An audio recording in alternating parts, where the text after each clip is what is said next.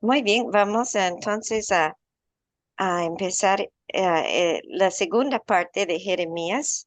Como les mencioné, los profetas realmente requieren ah, hoy muchísimo tiempo para estudiar. Realmente con lo que les estoy enseñando es como una introducción, ¿verdad? Entonces, vamos a ver más del profeta Jeremías. Recordándonos siempre, como me gusta recordarles, que ah, la palabra profética es, ah, esa luz, es la palabra segura am, que alumbra el lugar oscuro. Y tenemos que poner mucha atención a la palabra profética, a, a lo que nos enseñan los profetas de las Escrituras, porque es la luz que alumbra nuestra, nuestro caminar. Ah, el Señor entonces le da al profeta Jeremías am, una serie de visiones y lecciones objetivas, que ya vamos a ver algunas de esas lecciones, que él debía impartir a los reyes y al pueblo. Y con las lecciones, Jeremías también hace declaraciones proféticas. Y así nos va comunicando la palabra del Señor y nos da a conocer la perspectiva divina acerca de lo que estaba sucediendo en ese tiempo, pero también de lo que iba a suceder en el futuro. Ahora, y les expliqué la semana pasada que una lección objetiva es un método de enseñanza y se basa en algo tangible y práctico de la vida diaria. Y facilita, el Señor usa algo tan sencillo, tan de la vida diaria, pero para facilitar nuestra comprensión de un tema muy profundo, un tema espiritual y difícil de comprender. O sea que es realmente fascinante cómo el Señor hace eso. Y realmente lo vemos en las parábolas también. Un tema difícil de comprender, muchas veces lo presenta como en una forma tan sencilla de una lección de la vida diaria. Y así nos va enseñando el Señor por medio del profeta Jeremías. Les había dicho que Jeremías entonces impartió la palabra a los últimos cinco reyes de Judá: Osías, Oacaz, Joacim, Joaquín y Sedequías. Sedequías fue el último rey de Judá, ah, y después de él pusieron unos gobernadores, ah, em, pero no estuvieron mucho tiempo.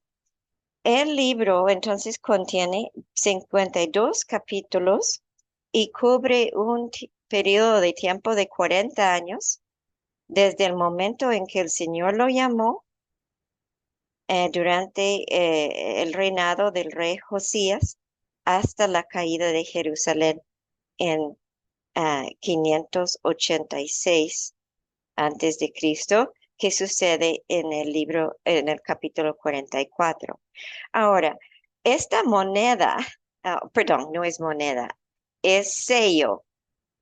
Se encontró en el año 1975 y era el sello de el ayudante de Jeremías. Y era como el escriba que apuntaba y ayudaba a Jeremías, pues se encontró su sello en el año 1975 y es motivo pues de mucha emoción que hayan encontrado esto en la arqueología, porque se puede observar su sello. Ahora, Jeremías recibe su misión. En el capítulo 1, el Señor le habla Y el Señor le dice que antes de que él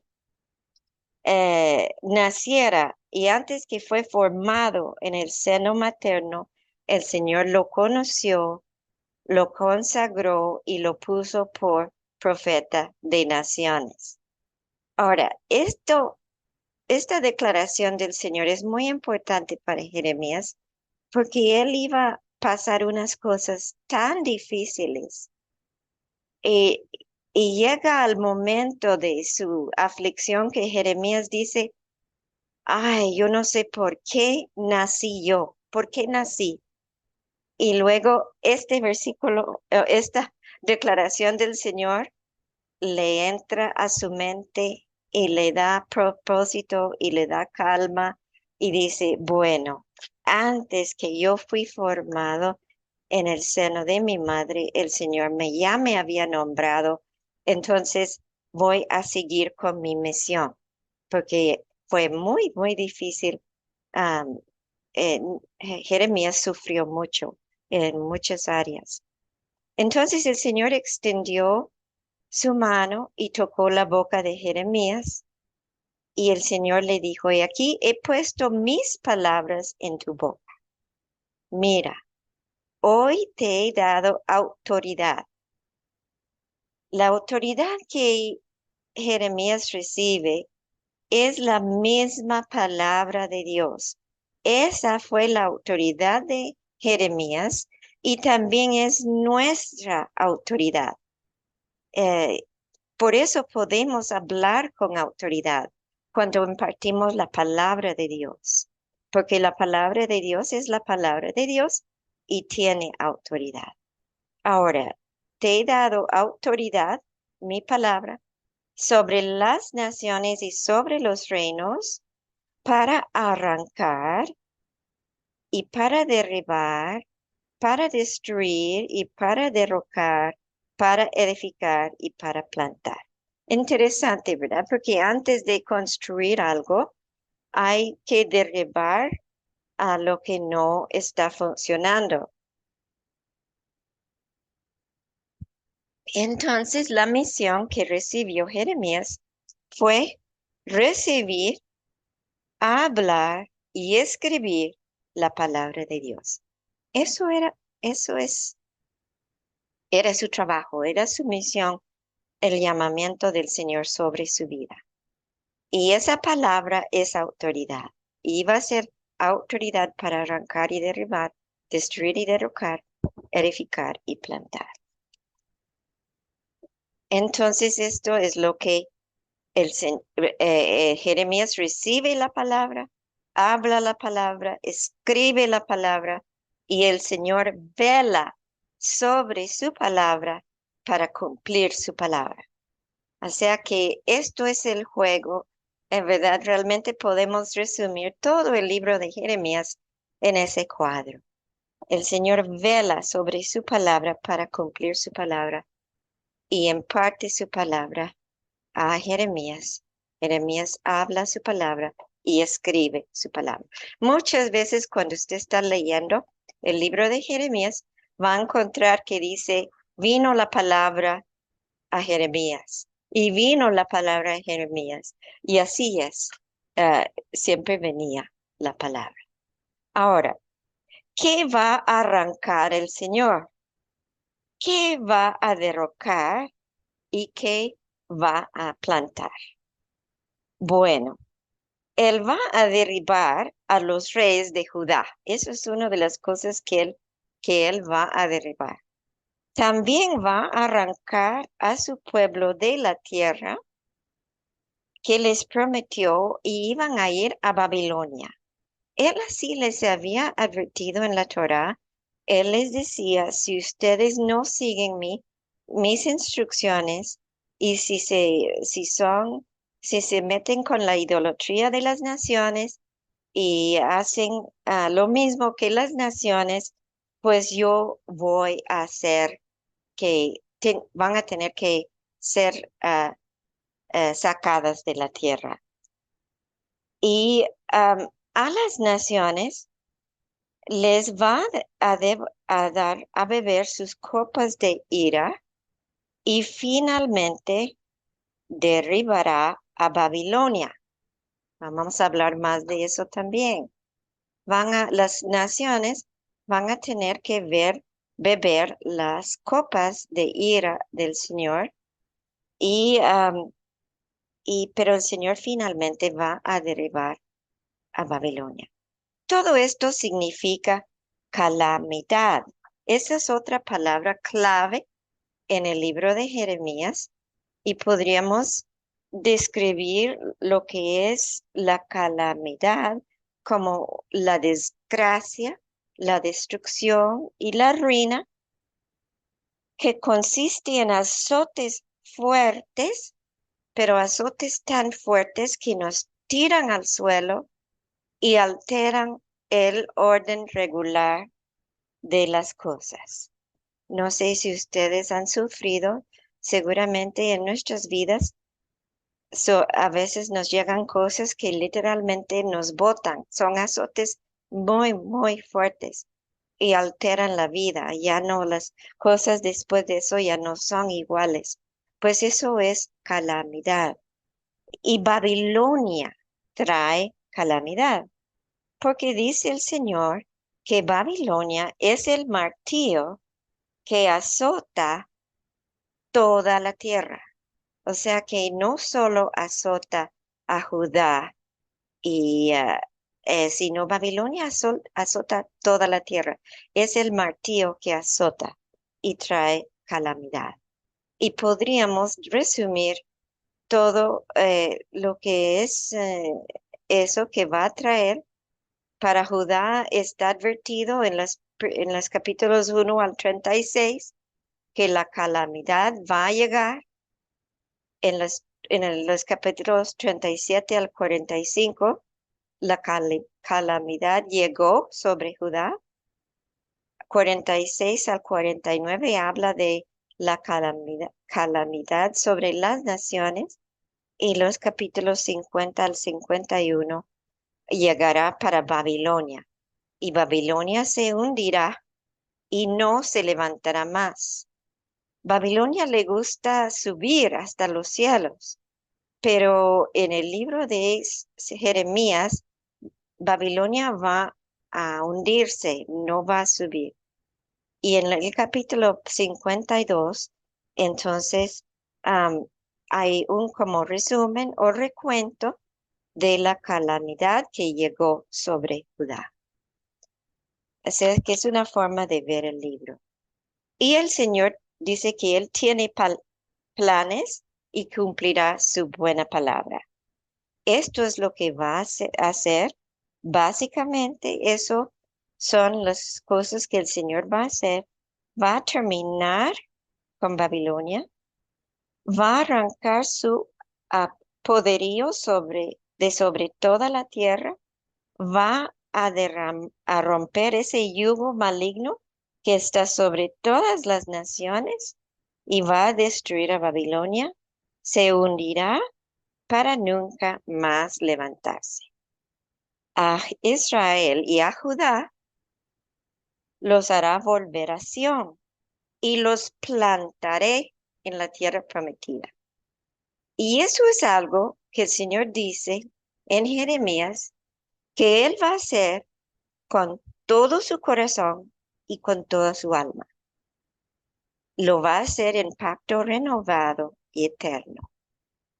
Eso es tan interesante que Dios lo va a hacer con todo su corazón y con toda su alma. O sea que cuando usted se une a los planes del Señor, cuando entiende, o tal vez no logramos entender, pero cuando nos unimos y amamos y anunciamos el plan de Dios, estamos uniéndonos al corazón y al alma de Dios, porque es algo que Él hace con todo su corazón y con toda su alma.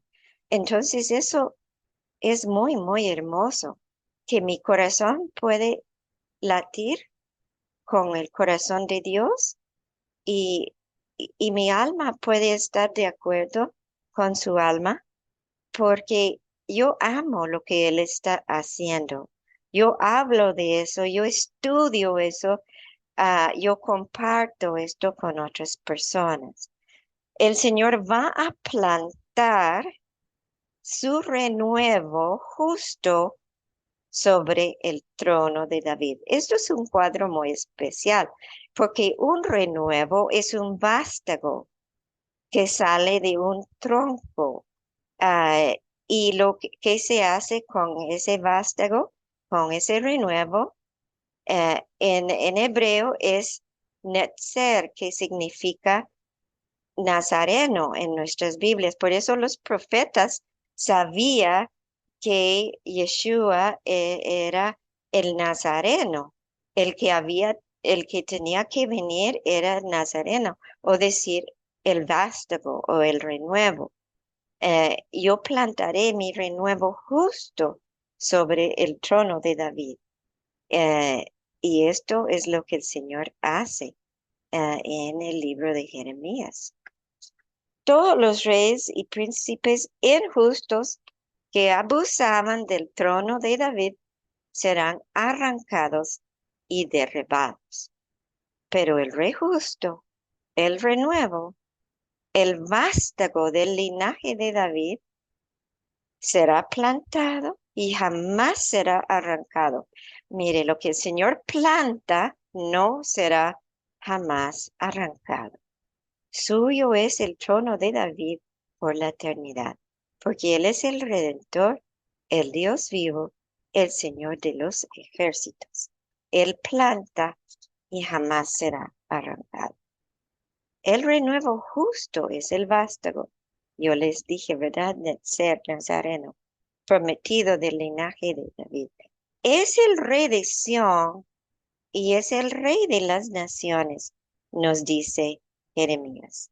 Y todo lo resuelve, porque es el mediador, nos dice Jeremías, que defiende la causa de su pueblo. Él renueve el pacto, Él carga y cura la enfermedad de su pueblo, Él concede un corazón nuevo, un corazón sano, un corazón receptivo. Él pone fin a la infidelidad del pueblo para que no se aparten más. Él perdona la iniquidad, hace que todos lo conozcan y pone fin a la apostasía porque hace retornar a los cautivos, reúne a los dispersados y les concede morar en la tierra prometida. Entonces Él resuelve la apostasía y Él resuelve el exilio. Ahora, la primera cosa que debía hacer el rey de Israel era hacer su copia de la Torá. Si tienen su Biblia a la mano, por favor busquen Deuteronomio 17 y van a ver en versículos 18 y 20, dice, y sucederá cuando él, hablando del rey, se siente sobre el trono de su reino, y escribirá para sí una copia de esta ley en un libro, en presencia de los sacerdotes levitas. O sea que ellos iban a vigilar que el rey no hiciera ningún error, que copiara la Torá palabra por palabra. Y eso tenía que hacer el rey. No solo tenía que hacer su copia, sino la tendrá consigo y la leerá cuando todos los días de su vida. Ok, debía leer su Torah todos los días de la vida para que aprenda a temer al Señor tu Dios, dice, observando cuidadosamente todas las palabras de esta ley y estos estatutos, para que no se eleve su corazón sobre sus hermanos y no se desvíe del mandamiento, ni a la derecha, ni a la izquierda, a fin de que prolongue sus días en su reino, él y sus hijos en medio de Israel. Entonces, am, eso era la responsabilidad del rey. Ahora, si vamos al Salmo 19, el Salmo eh, que escribe David, podemos ver claramente que David amaba la Torá. Él hizo su copia de la Torá, él tenía su copia con él y él leía la Torá todos los días, de Aleph a Tav, o sea que del principio al final, porque así está escrito el Salmo 119 de Aleph a Tav. Y entonces él habla de la Torá del camino perfecto, de la bendición, de buscar al Señor, que todo lo que dice de la Torá, am, con el versículo 9, ¿cómo puede el joven guardar puro su camino? Guardando su palabra. O solo todo lo que David habla aquí favorece a tu siervo para que viva y guarde tu palabra. Abre mis ojos para que vea las maravillas de tu ley. O sea que David amaba la Torah de Aleph a Tav. Por eso David fue un rey justo que administraba justicia y él era el ejemplo para todos los reyes. Ahora, de los últimos 5 reyes de Judá, ah, solamente el rey Josías fue un buen rey, porque los demás no eran buenos reyes. Y Sedequías fue el último rey y fue muy malo. Am, y es interesante que solo al rey Josías se le concedió una sepultura digna en la tierra prometida, porque Joacás murió en Egipto, jamás volvió a Israel porque Jeremías había dicho que nunca más volverá aquí, y así fue. A Joacim le tocó el entierro como de un burro. Lo sacaron de Jerusalén a rastras y lo echaron en el muladar que estaba más allá de la puerta. Ahora Joaquín solo reinó por 3 meses y 10 días y estuvo preso en Babilonia por muchos años hasta que el sucesor de Nabucodonosor lo libertó, pero jamás regresó a la tierra prometida. Ahora Sedequías, el último rey, literalmente perdió sus ojos porque el rey de Babilonia sacó sus ojos después de matar a sus hijos y él jamás volvió a ver la tierra prometida, precisamente como Jeremías profetizó y murió en Babilonia. Ahora Gedalías, que fue gobernador, am, fue asesinado y lanzado a una cisterna. Esos son los gobernadores, porque él fue asesinado por Sedequías, oh, perdón, por Ismael, otro príncipe. Ismael quería vender el remanente de Israel al rey de Amón. Entonces él, ah, él asesinó a Gedalías, pero luego huyó a la tierra de Amón. Y el libro de Jeremías, perdón, el libro termina con Johanán, que desciende a Egipto y lamentablemente Jeremías tiene que descender con él y Jeremías pues experimenta la apostasía en su peor forma porque el rey, la Torah había dicho que jamás, Jamás, jamás un rey debía hacer volver al pueblo de Israel a Egipto, porque eso era la peor apostasía que podría existir. Les había explicado la semana pasada que cuando Josías tenía 21 años, el profeta Jeremías empezó su ministerio. Él hizo muchas reformas, fue muy joven. Podemos imaginar los dos, tanto Jeremías como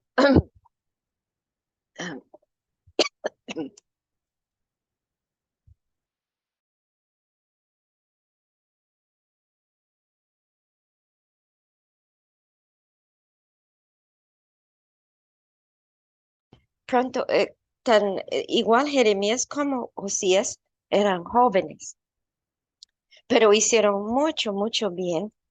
Y él dispuso hacer reformas y dispuso reparar el templo. Y al inicio de su reparación, el sacerdote encontró el rollo de la Torá, pero entre los escombros y la basura.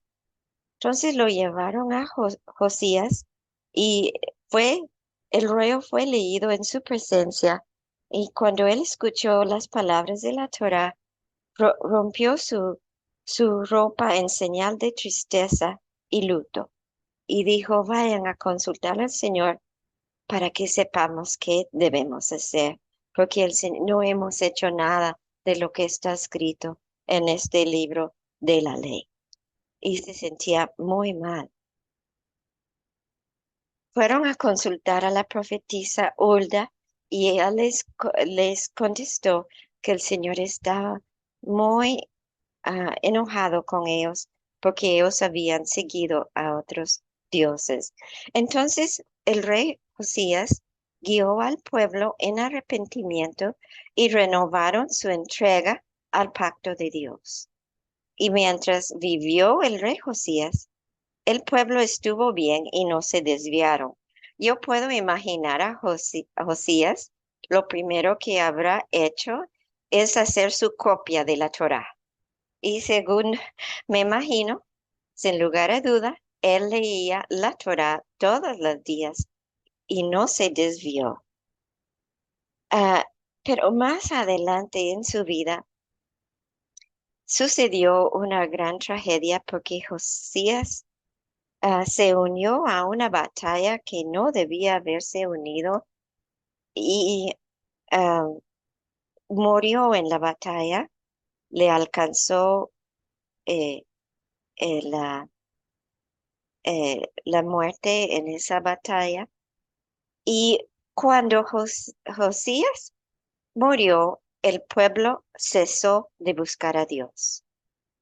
El pueblo abandonó su pacto con el Señor y hicieron igual como habían hecho cuando Manasés reinaba, retornaron a sus abominables acciones, a sacrificar a sus hijos a los ídolos y adorar a la diosa Ishtar, que la llamaban reina de los cielos.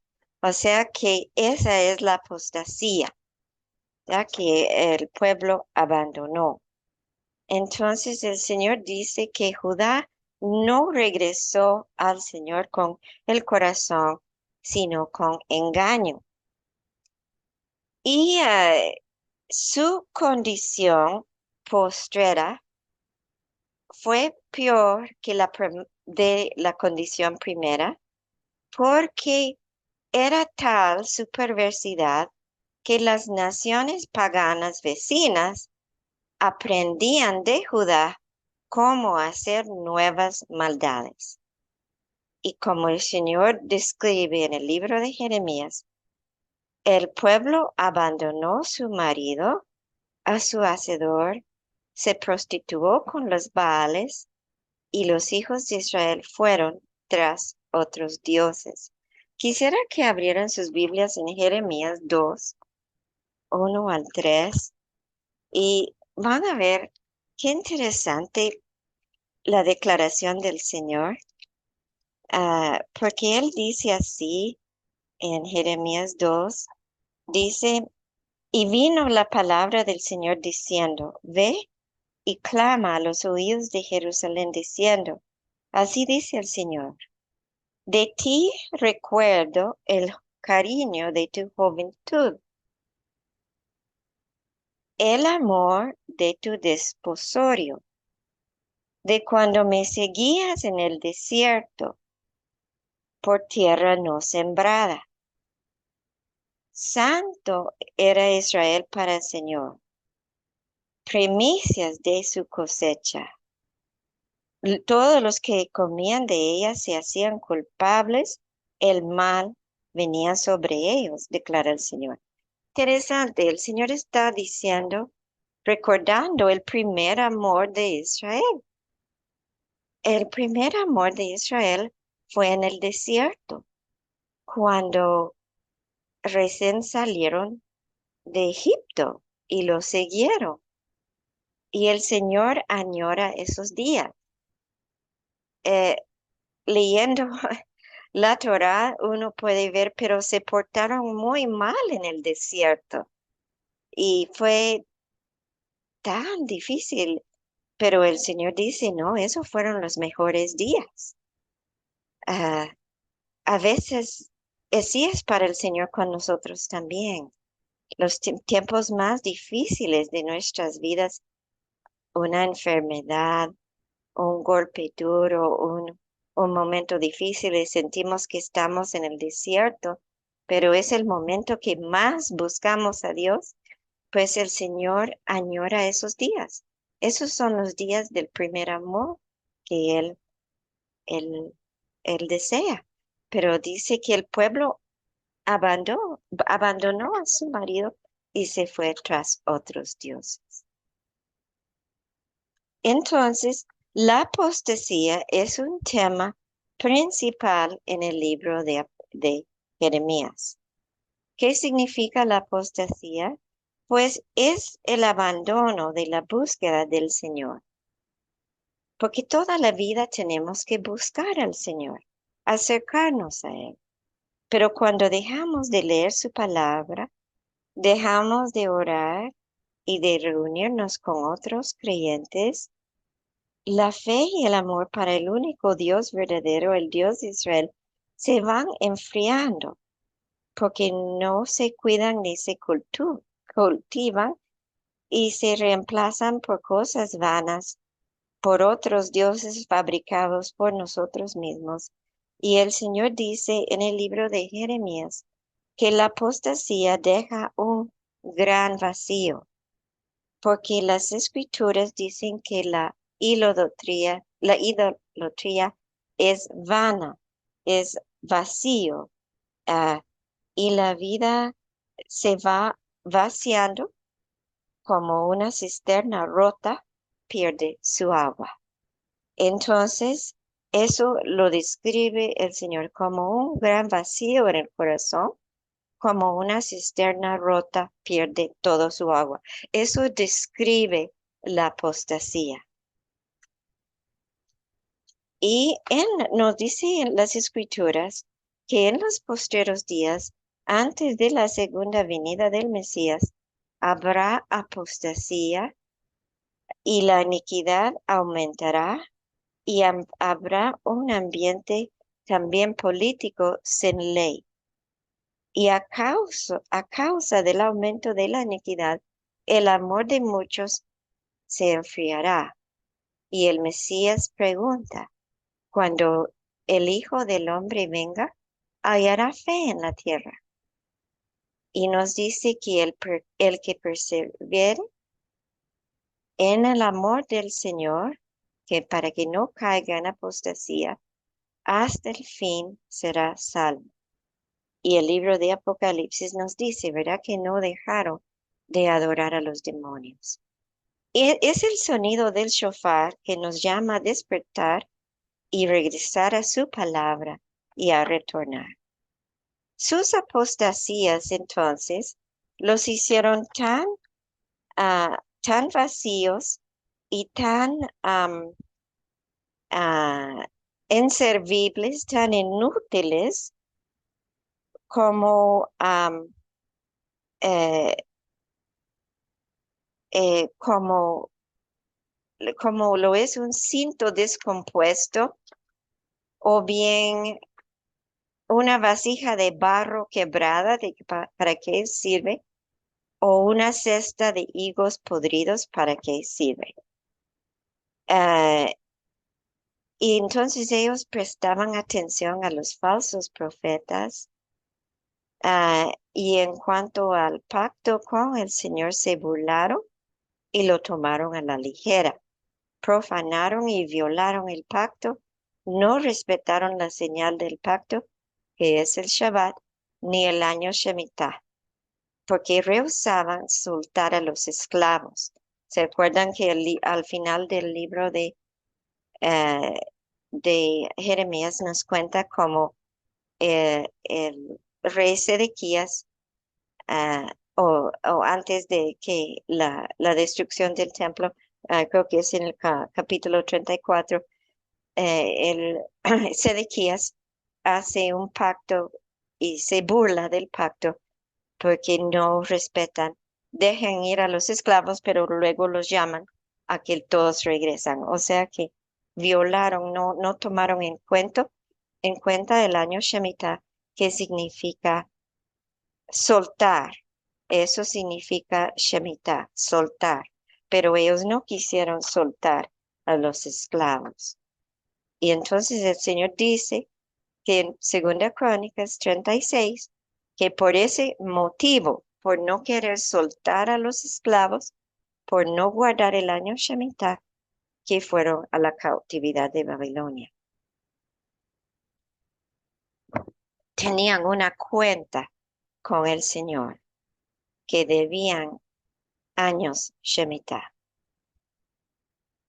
Ahora, el ambiente político en esos días es que Asiria, Babilonia y Egipto batallaban por la supremacía mundial, pero el poder de Babilonia fue aumentando y durante el ministerio de Jeremías, Babilonia triunfó como la única potencia mundial y Babilonia acabó con el poder de Asiria en el año 607 y 2 años después derrotó a Egipto.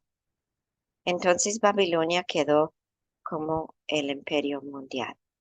Ahora quiero contarles esto es muy, muy importante para entender que Jeremías menciona Babilonia 167 veces en 52 capítulos, porque Jeremías nos va a enseñar Babilonia en el contexto cercano, que es el imperio de Babilonia, pero también nos va a, a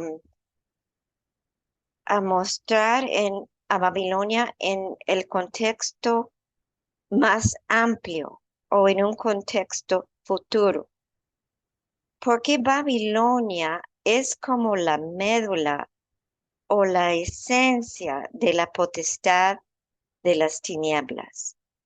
Am, es el régimen bestial que tiene un apetito insaciable, sádico y fiero, que amontona iniquidad y se alimenta de la violencia, la idolatría y la avaricia. Babilonia, en su contexto amplio de todas las escrituras, es la cabeza de los huestes espirituales de la maldad y domina y opera con fuerza en, en las naciones, especialmente en las naciones que aborrecen al Dios de Israel y todo lo que pertenece al Dios de Israel. Ahora, Babilonia, como imperio mundial, no duró tanto tiempo. Duró 70 años, que también es un número importante en las escrituras, el número 70. El Señor calcula que hay 70 naciones. El número 70 viene de la letra que significa los ojos del Señor. Sus ojos contemplan toda la tierra. Ah, denota la soberanía del Señor.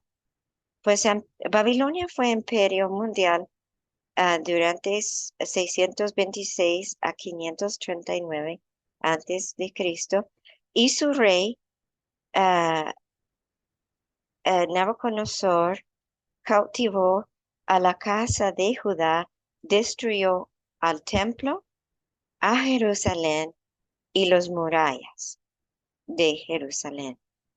Y, pero como médula o esencia de las tinieblas es muy antigua, Babilonia, porque aparece en el libro de Génesis.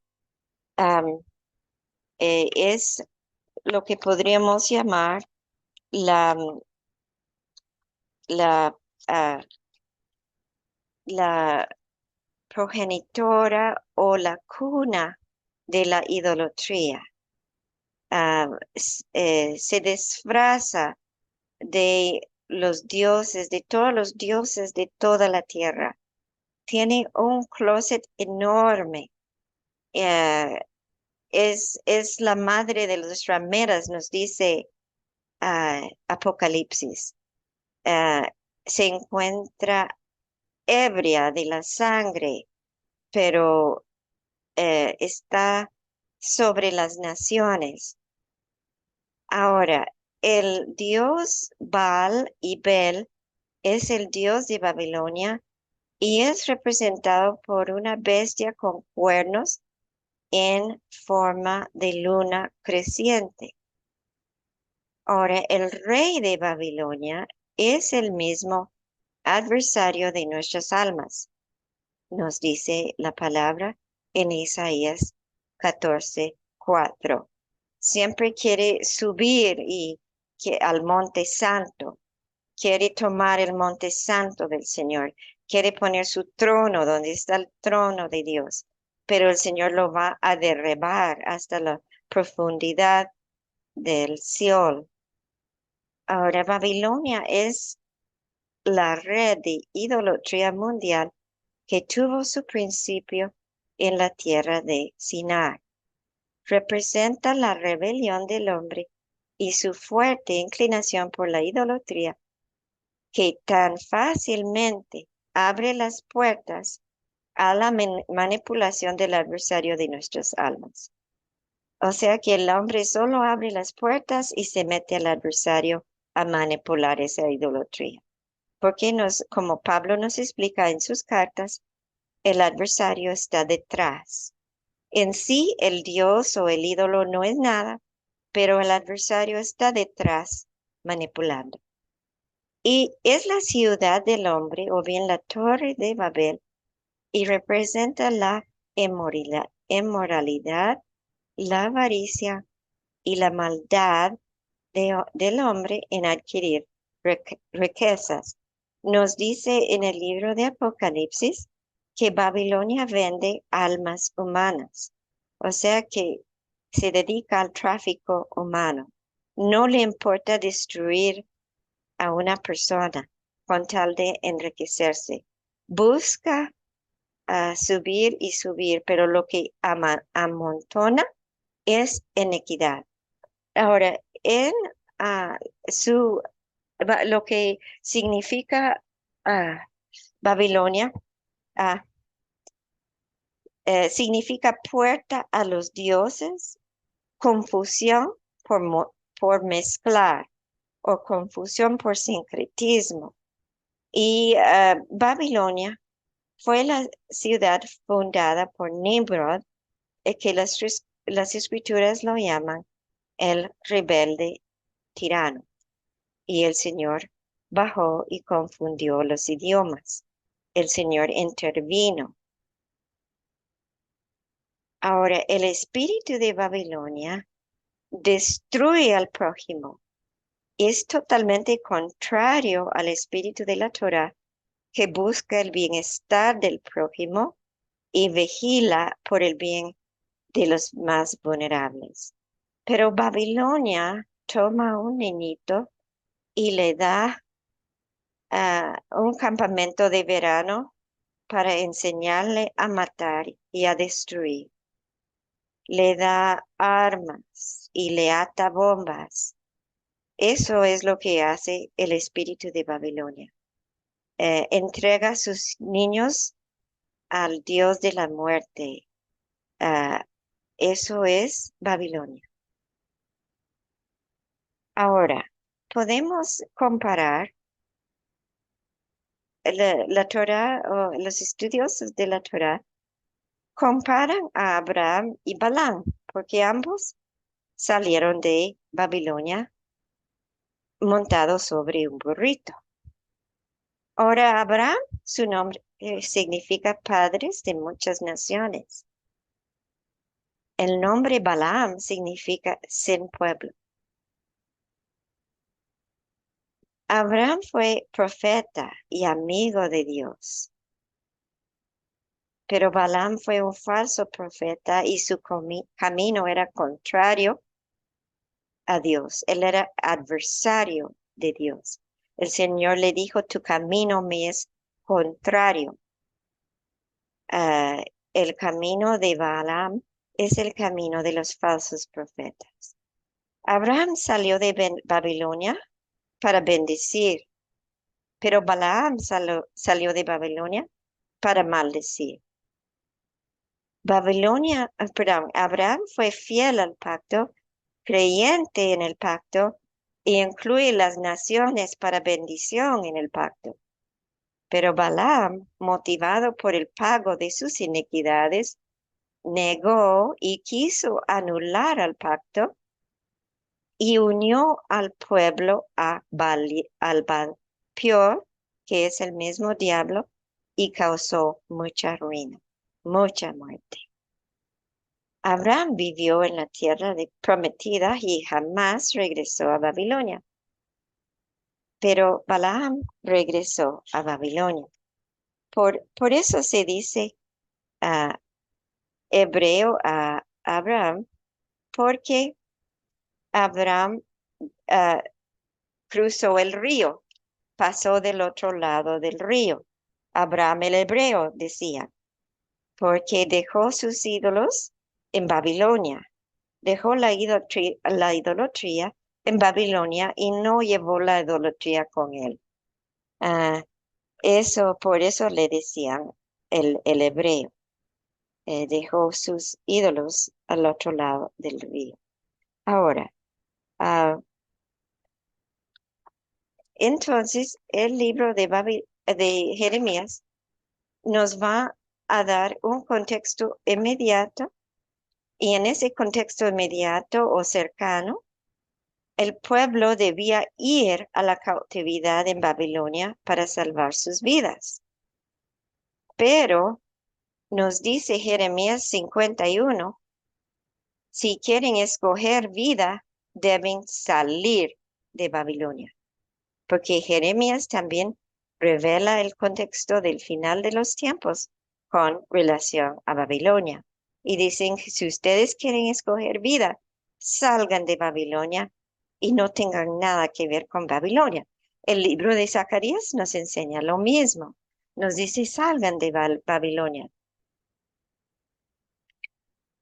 Ahora, Zacarías tiene una visión de Babilonia también más amplio y él la describe como a la mujer maldad que se pone en una cesta, se confina, se limita y se pone en una cesta y se pone una tapa de plomo sobre la cesta para que no salga.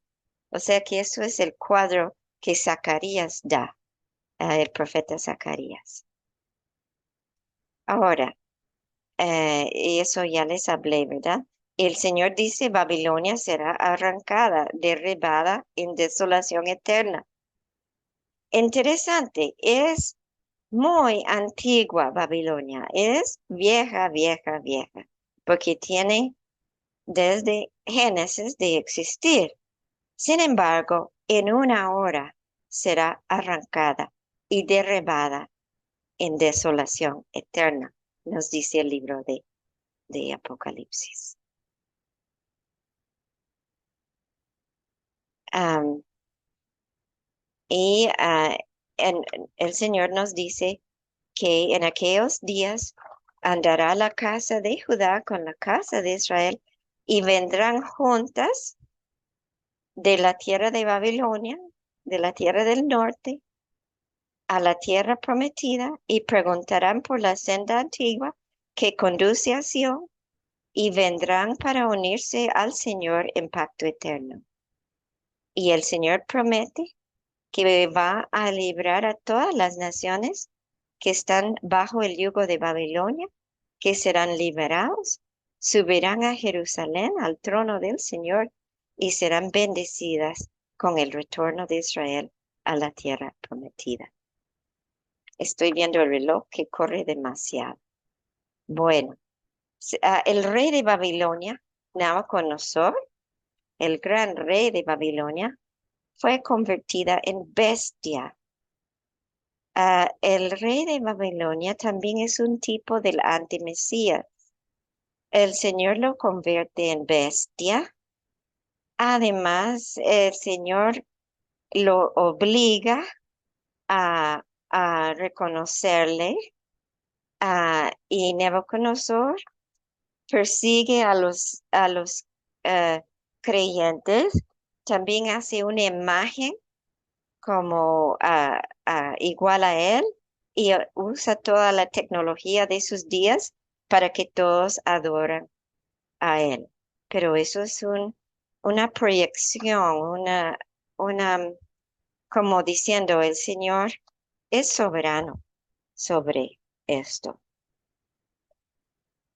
Entonces, rapidito, voy a hablarles de algunas lecciones objetivas. Ya les dije, ¿verdad? Que una lección objetiva nos ayuda a comprender un tema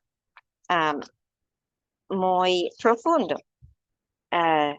Por ejemplo, eh, el Señor usa vasijas de barro, varas, ollas, cántaros, copas, higos, almendras, cinturones, vino, escrituras, rollos, sellos, piedras, ladrillos, cestas, todas esas cosas que tienen que ver con la vida diaria. Y Él revela entonces sus planes. Ahora, sus planes son motivados únicamente por su gracia y por su amor eterno incondicional.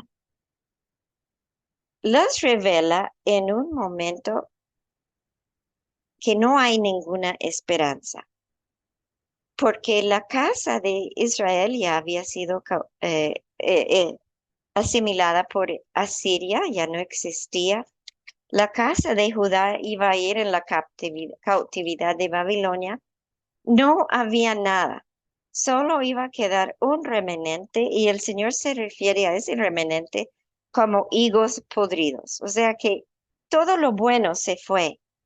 Era un momento sin esperanza. Y el Señor nos da a conocer que sus planes solo son motivados únicamente por su gracia. Y a pesar de la calamidad que iba a azotar a su pueblo por su conducta, el Señor aún tiene planes para su bienestar y cumplirá su buena palabra. Ah, entonces hay una serie de visiones, de declaraciones proféticas, de lecciones objetivas. Yo solo voy a hablar de poquitos pero ustedes lo pueden hacer en sus grupos, porque no hacen su estudio en su grupo y estudian el libro de Jeremías y estudian cada, cada lección objetiva y cada cita. Y le pregunta a Isaías, perdón, a Jeremías, ¿qué ves, Jeremías? Y Jeremías dice que él ve una olla, pero esa olla está hirviendo y esa olla se vuelca a una olla que volcada, que está hirviendo, es muy peligroso porque va a botar su contenido. Eso es el cuadro que tiene. La olla hirviendo es Babilonia, que va a derramar calamidad sobre Judá y sobre Jerusalén. Y dice además, Jeremías, que hay un viento fuerte que sopla las llamas del fuego de la olla y hace arder la olla. O sea que esa olla está, pero terriblemente hirviendo y, y lo terrible es que va a botar su contenido. Eh, Luego el Señor le dice en Jeremías 13, am, abren sus Biblias rapidito en Jeremías 13, eh, que, que Jeremías debe comprar una cinta, un cinturón, y que debe ir y que compre ese cinturón, pero luego le dice a Jeremías que lo pusiera en la cintura, y así hizo Jeremías, puso el cinturón en su cintura. Estoy en el capítulo 13 de Jeremías. Pero luego le dijo, toma el cinturón que has comprado eh, y vete al Éufrates y escóndelo ahí en la hendidura de la peña. Y él lo hizo, escondió el cinturón y después de muchos días el Señor le dijo, bueno, vaya a traer su cinturón. Entonces cuando Jeremías fue y cavó y tomó el cinturón, estaba todo podrido el cinturón. Y el Señor le dice, pues así es mi pueblo, ese pueblo malvado, porque perdió su función. Un cinturón pierde su función si no se adhiere a la cintura de la persona que lleva el cinturón. El nombre Israel significa el que se aferra a Dios, el que es, sí, el que se aferra a Dios, eso fue el nombre que Israel escribió porque él se aferró al Señor y el Señor le dio el nombre, el que se aferra a Dios. Y esto es, todo creyente nos tenemos que aferrar a Dios, pero el pueblo dejó de aferrarse a Dios y fue a buscar a ídolos vacíos. Ah, y hay muchas citas que podríamos ver. La casa del alfarero en Jeremías 18. El Señor le dice, vaya a la casa del alfarero en el capítulo 12 y te haré oír mis palabras. Y dice que el alfarero estaba trabajando sobre la rueda y la vasija de barro que estaba haciendo se echó a perder en la mano del alfarero y tuvo que volver a hacer otra vasija. Ah, así como mejor le pareció. Y eso es el cuadro del Señor que hace y le da a entender que va a hacer, le va a hacer de nuevo la vasija. O es decir, en eso está la promesa del nuevo pacto. Es hermosísimo estudiar todo de la casa del alfarero, porque el Señor es el alfarero. Cuando Él nos iba a formar, tomó de la tierra para formar el hombre. Y el alfarero, el soberano alfarero, tiene el derecho de moldear a su pueblo. y el Señor de los ejércitos, Él es su nombre, y Él formará una nueva vasija. Ah, y eso es, el Señor está hablando de la restauración de todas las cosas por medio de el nuevo pacto y el pacto renovado. Ahora vamos a Jeremías 25. Estoy corriendo porque estoy viendo el reloj, pero solo les quiero dar un saborcito y ustedes pueden seguir estudiando por su cuenta. Pero en el capítulo 25, el Señor dice que va a ser una copa y que Jeremías debe llevar la copa a todas las naciones. Dice, pero primero da la copa, versículo 18, que es la ira del Señor. Primero da la copa a Jerusalén y las ciudades de Judá, y después lleva la copa a todas las naciones. Y de último, versículo 26, el último que toma la copa es el rey de Cesac. El rey de Cesac beberá después de ellos. Eso se refiere al rey de Babilonia. O sea que Babilonia va a recibir el juicio fuerte del Señor de último. Ah, de de los favoritos, pues no sé, pero de mis favoritos está Jeremías 32, donde todo está terrible porque Jeremías está en la cárcel de Sedequías. Sedequías tiene su cárcel privado y metió a Jeremías ahí para que no le hablara la palabra, pero llega su primo a buscarlo. Babilonia está sitiando y el primo le dice, bueno, necesito que compre mi propiedad en Anatot. Ahora, Anatot ya estaba en manos de Babilonia y Babilonia estaba sitiado por perdón, tenía sitiado a Jerusalén. O sea que no era tan buena idea comprar propiedad en ese momento. Pero Jeremías sabía que era la voz del Señor y él compra la propiedad y afirma que es del Señor. Y el Señor dice, pongan en una vasija las escrituras y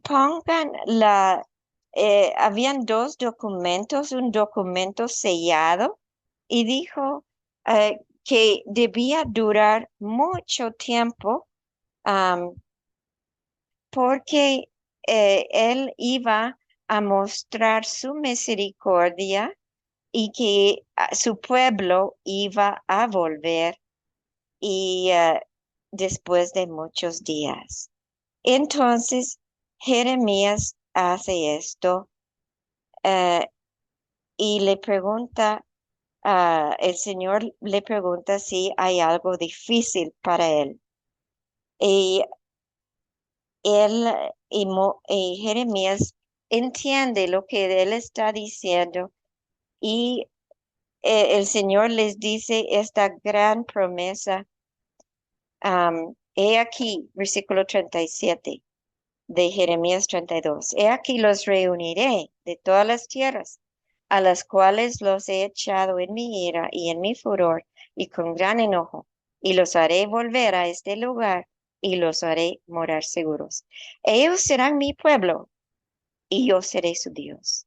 Y les daré un solo corazón y un solo camino para que me teman siempre, para bien de ellos y para sus hijos después de ellos.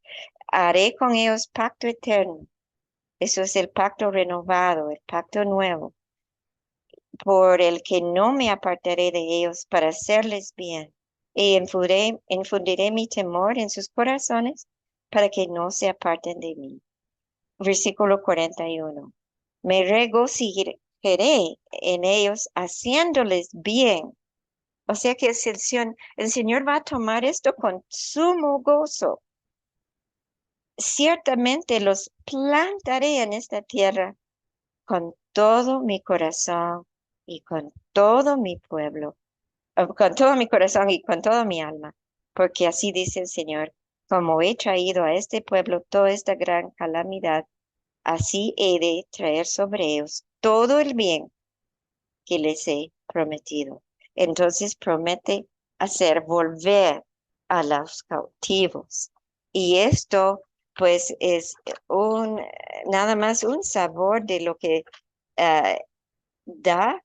Y entonces aquí Jeremías toma el rol del pariente redentor. ¿Saben ustedes que el libro de Apocalipsis es todo del pariente redentor? Él abre los sellos, el Cordero abre los sellos porque solo Él es digno. Eh, eh, además, tiene el título de propiedad en su mano. eh, Proclama el año favorable para el Señor, libertad a los cautivos. Venga la sangre de los santos, nos dice el Apocalipsis, echa fuera a los invasores y entrega la tierra a los redimidos. Eso es el pariente redentor en el libro de Apocalipsis. O sea que los mensajes están muy, muy unidos. Vale la pena ver con toda todo el cuidado, la, la luz que nos da, la luz que nos dan los profetas, la luz que nos da la palabra de Dios. Entonces, con eso termino hoy y dejo unos minutitos, no mucho tiempo, pero dejo unos minutitos para preguntas, observaciones.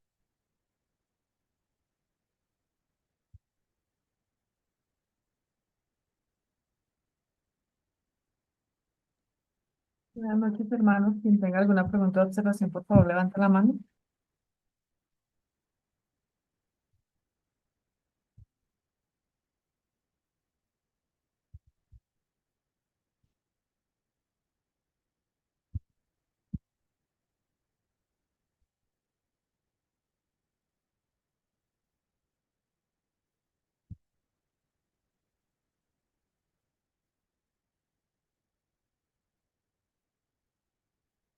Veo que están poniendo en el chat que quieren estudiar las profetas. Qué bueno, qué excelente.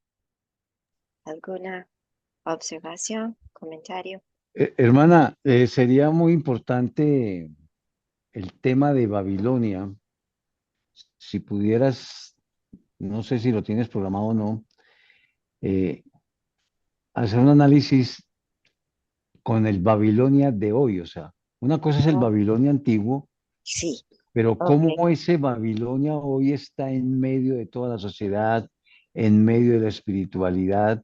O sea, quisiéramos identificar a Babilonia. sí. Sí, Babilonia es muy amplio. am, es, incluye toda la idolatría. Dice el Señor también que en Babilonia el Señor culpa toda la sangre derramada sobre la tierra. O sea que en la economía de Dios, Babilonia es enorme y es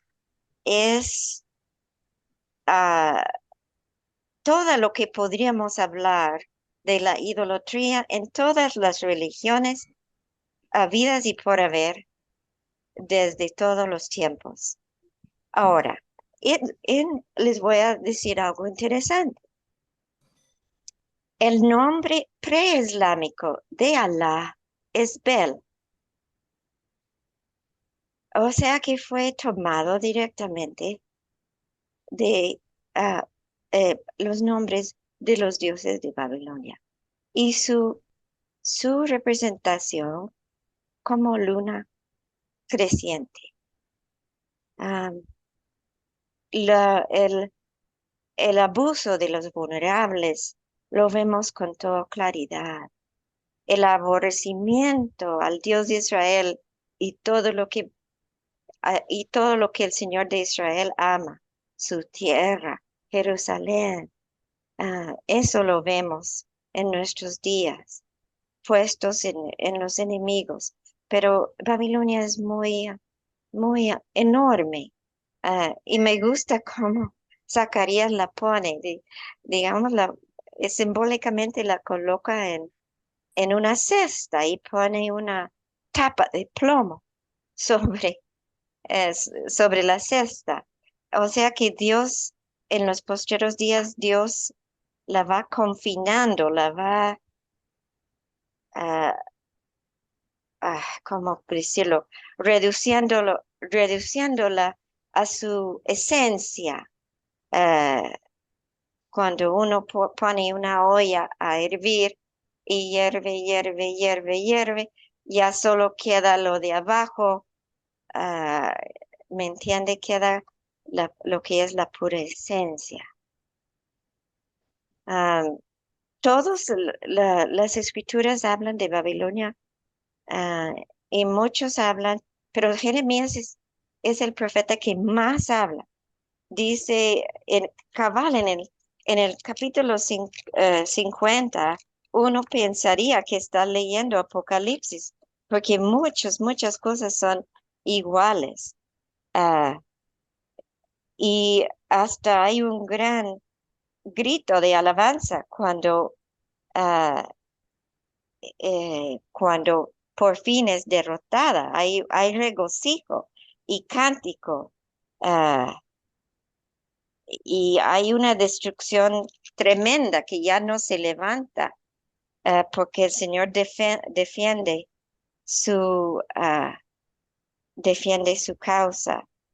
Ah, por ejemplo, 51, ah, porque no ha sido abandonado Israel ni Judá por su Dios. Estoy leyendo el versículo 5.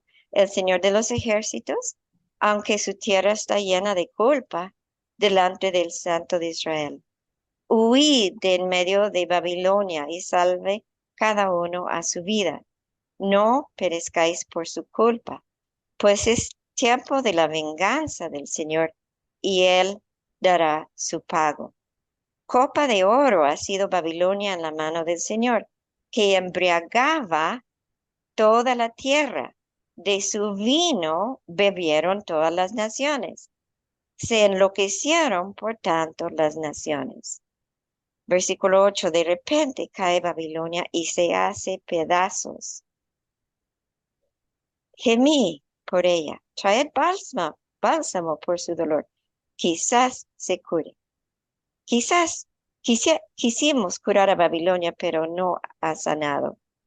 Dejadla y vayamos cada cual a su tierra, porque ha llegado al cielo su juicio.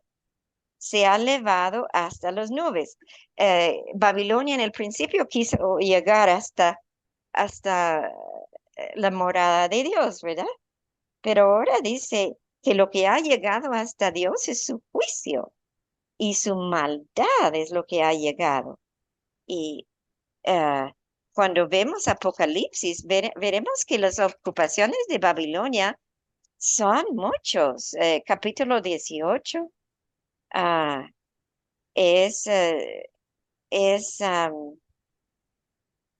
em, ha sido pues culpable de dar su bebida, versículo 3, a todos los reyes de la tierra. Se ha enriquecido, o sea que tiene mucho dinero, tiene mucho, mucho dinero, mucho poder, ah, pero también mucho negocio. Vende oro, plata, piedras preciosas, perlas, lino fino, eh, vende de todo, pero vende hasta almas humanas. O sea que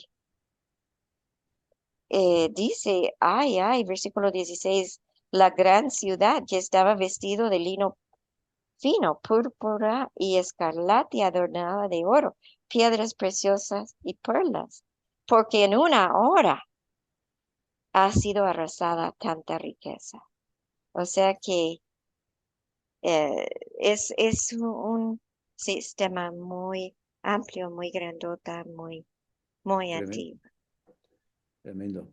Bueno, ¿alguien tiene algún comentario o algo para, y si no, cerramos? Nos vemos entonces la otra semana. Muchas gracias por estar ahí, muchas gracias por el hambre, la sed. Hay cosas muy, muy interesantes, hay apuntes que yo no había escuchado. Me parece muy enriquecedor. Así que, amados hermanos, muchas gracias. Dios les bendiga. Mi hermana Gloria, muchas gracias. Damos por terminada hoy la reunión